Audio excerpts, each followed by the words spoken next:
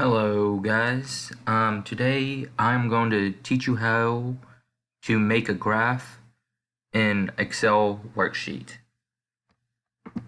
So first, you will need to go to a blank worksheet, and then after you do that, you will need to look at what the X and Y values are.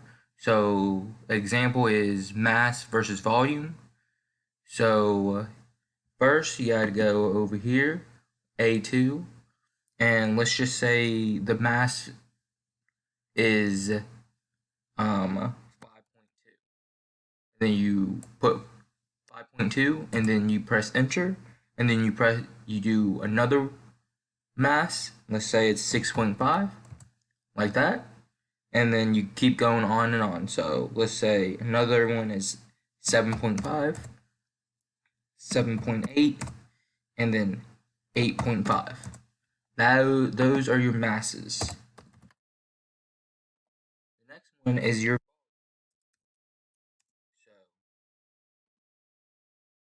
let's say your volume is 2.5, 3.5, 4.2, or 5, and then 4.6, or 6, and then 9, 6.5.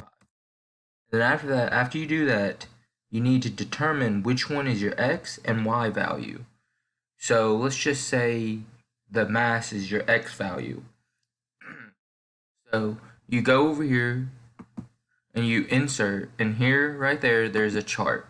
So let's do a scatter chart. So you do that, and then you go over here